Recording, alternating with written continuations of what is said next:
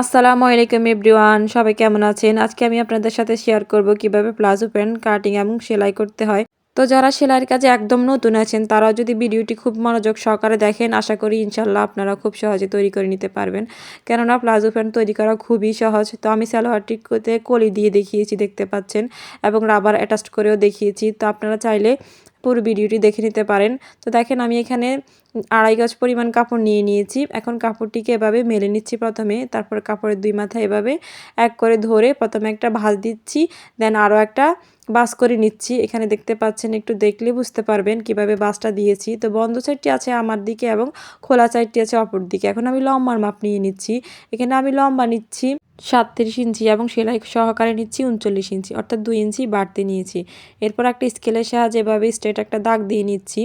এরপর আমি উপর থেকে দৌড়ে এখানে 2.5 ইঞ্চিতে এভাবে মার্ক করে নিচ্ছি, এটা রাবার ঘরের জন্য। এরপর একটা স্কেলের সাহায্যে এভাবে এটাকে স্ট্রেট লাইন দিয়ে নিচ্ছি, দেখতে পাচ্ছেন। এরপর আমি কোমরের মাপটা নেব। তো আপনারা সবসময় মনে রাখবেন যে যতটুকু আপনাদের কোমর হবে তাকে 4 ভাগে ভাগ করবেন। এরপর এর থেকে 2-3 ইঞ্চি বাড়তি নেবেন। তো আমি এখানে 2 ইঞ্চি বাড়তি নিয়েছি, দেখতে পাচ্ছেন। এরপর এখান থেকে ধরে আমি হিপের জন্য মাপ নিচ্ছি। আমাদের এখানে হিপ নিয়েছি আমি 17 ইঞ্চিতে। তো দেখেন, এভাবে একটা মার্ক করে নিচ্ছি। এরপর একটা স্কেলের সাহায্যে দাগগুলোকে এভাবে মিলিয়ে দিচ্ছি। এরপর এখানে হালকা একটু রাউন্ড করে দেবো। তো 1 ইঞ্চিতে এভাবে ধরে তারপর এভাবে রাউন্ড করে দিয়েছি, দেখতে পেয়েছেন। এরপর আমি মোহরির মাপটা নেব এখানে।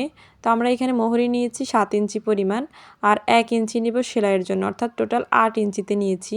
এরপর একটা শেপ কাটের সাহায্যে এভাবে ধরে তারপর আমি দাগটা দিয়ে নিচ্ছি, দেখতে পাচ্ছেন। এই তো দাগগুলোকে এভাবে মিলিয়ে দিচ্ছি। এরপর আমি দাগ অনুযায়ী কাটিংটা করে নিচ্ছি। তো এই পর্যায়ে আমার ছোট্ট একটা রিকোয়েস্ট, যারা এখনও পর্যন্ত আমার চ্যানেলটিকে সাবস্ক্রাইব করেননি তারা অবশ্যই আমার চ্যানেলটিকে সাবস্ক্রাইব করে দেবেন এবং পাশে থাকা বেল আইকনটা বাজিয়ে দেবেন। এতে করে আমি নতুন কোনো ভিডিও ছাড়ার সাথে সাথে আপনি নোটিফিকেশনের মাধ্যমে সবার আগে পেয়ে যাবেন। আর যারা অলরেডি সাবস্ক্রাইব করে দিয়েছেন তাদেরকে তো অসংখ্য অসংখ্য ধন্যবাদ।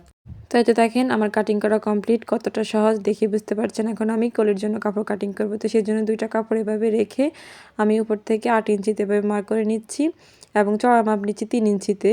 এরপর আড়াআড়ি করে এভাবে একটা মার্ক দিয়ে নেব এবং মার্ক অনুযায়ী আমি কাটিংটা করে নিচ্ছি।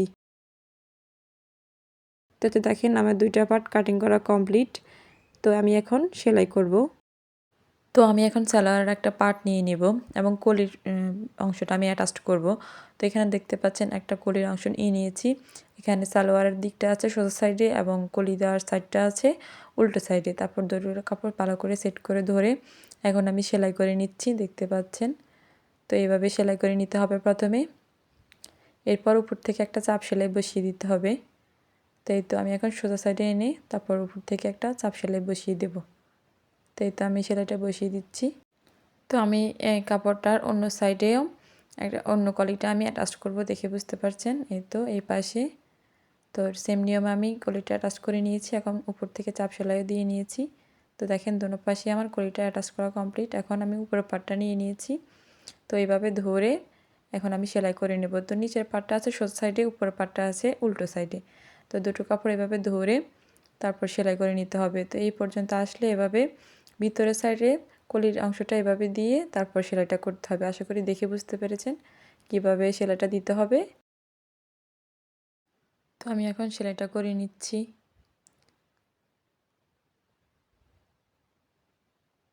তো আমার সেলাইটা করা কমপ্লিট। এখন আমি আরও একটা সেলাই করে নেব, অর্থাৎ ডাবল সেলাই করে দেব।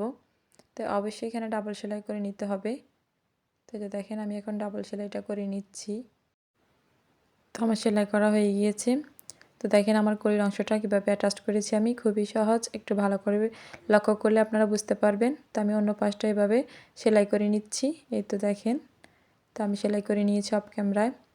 এরপর আমি উপরের যে রাবার ঘরটা আছে ওই রাবার ঘরটা আমি সেলাই করব। তো প্রথমে এখানে চিকন করে একটা ভাঁজ দিয়ে সেলাই করে নিতে হবে।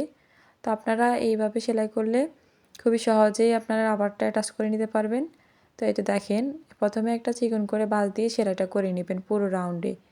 তো এভাবে সেলাই করলে খুব ইজিলি আপনার রাবার ঘরটা তৈরি করে নেওয়া যায়। তো আমি এখন করে নিচ্ছি। তো ভিডিওর এই পর্যায়ে যদি আমার ভিডিওটা ভালো লেগে যায় তাহলে অবশ্যই একটা লাইক দিতে ভুলবেন না। আর আমি চেষ্টা করেছি খুব সহজভাবে আপনাদেরকে বুঝিয়ে দেওয়ার জন্য। তারপরেও যদি বুঝতে কোথাও অসুবিধা হয়ে থাকে তাহলে অবশ্যই কমেন্ট বক্সে কমেন্ট করতে পারেন। এবং যারা সেলাইয়ের কাজে একদম নতুন আছেন তারা চাইলে আমার চ্যানেলটি ঘুরে আসতে পারেন। অথবা যারা সেলাইয়ের কাজ করেন টুকিটাকি পারেন তারাও চাইলে ঘুরে আসতে পারেন। তো এই তো দেখেন আমার সেলাইটা করা কমপ্লিট। এখন আমি আরও একটা ভাঁজ দিয়ে চওড়া করে রেখে তারপর আমি সেলাইটা করছি। তো এখানে রাবার অ্যাটাচ করব। তো রাবারের যতটুকু মাপ আছে ততটুকু বাদ রেখে তারপর আমি এখন সেলাইটা করছি, মানে অর্থাৎ যতটুকু রাবারের চওড়া আছে ততটুকু রেখে তারপর আমি এখন সাইড থেকে সেলাই করে নিচ্ছি। তো এতে দেখেন আমি পুরো রাউন্ডে এভাবে সেলাই করে নেব। তো আমি সেলাইটা করে নিচ্ছি।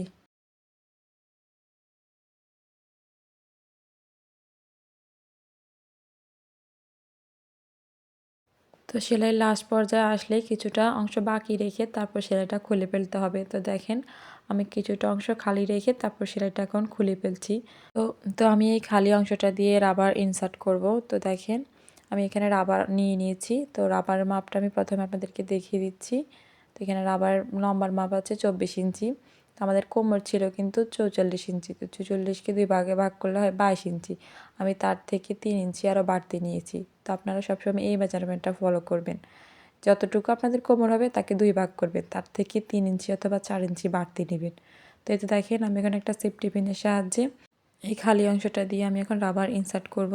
তো এটা দেখেন প্রথমে আমি সেফটি পিনের সাহায্যে এভাবে এখানে ঢুকিয়ে নিয়েছি। এখন পুরো রাউন্ডে এভাবে ঘুরিয়ে আমি ওই পাশ দিয়ে এসে বের করব। আশা করি দেখে বুঝতে পারছেন, এটা বলার কিছু নেই। তো আপনারা এভাবে চাইলে অ্যাটাচ করতে পারেন। এটা খুবই সহজ একটা পদ্ধতি, যারা সেলাইয়ের কাজে নতুন আছেন তাদের জন্য খুবই হেল্পফুল হবে আমি মনে করি। তো এটা দেখেন আমি এখন রাবারটার থেকে সেফটি পিনটা খুলে নিচ্ছি। এরপর দুটো রাবারের মাথা এক করে ধরে এখানে 5 থেকে 6টা সেলাই করে নেব, তাতে করে শক্ত হবে। তো আপনারা এইভাবে 5 থেকে 6টা সেলাই করে নেবেন। তো এটা আমি সেলাই করে নিয়েছি। এরপর আমি এখন কুচিগুলোকে এভাবে ছড়িয়ে নেব, যাতে করে সব দিকে সমান থাকে এবং যে খালি অংশটা আছে এই খালি অংশটা এখন আমি সেলাই করে আটকিয়ে নেব। তো আমি এখন সেলাইটা করে নিচ্ছি। তো আমার সেলাইটা করা হয়ে গিয়েছে। এরপর আমি সুতোটুকু এভাবে কেটে নিয়েছি। এখন আমি কুচিগুলোকে এভাবে ভালো করে চড়িয়ে নিচ্ছি, যাতে করে একদিকে গুছিয়ে না থাকে। এরপর আমি মাঝখান দিয়ে এখানে একটা সেলাই বসিয়ে দেব। তো দেখেন অবশ্যই এখানে 2 দিক থেকে এভাবে মেলে ধরে তারপর সেলাইটা দিতে হবে, না হলে কিন্তু রাবারটা আটকে যাবে। তো আমি এখন এভাবে সেলাইটা করে নিচ্ছি পুরো রাউন্ডে, হাত দিয়ে টেনে টেনে ধরে তারপর সেলাইটা করে নিচ্ছি। তো আশা করি দেখে বুঝতে পারছেন কতটা সহজ। তো আজকের ভিডিওটি ভালো লাগলে অবশ্যই আমার চ্যানেলটিকে সাবস্ক্রাইব করতে ভুলবেন না। আজকের মতো এই পর্যন্তই। আল্লাহ হাফেজ।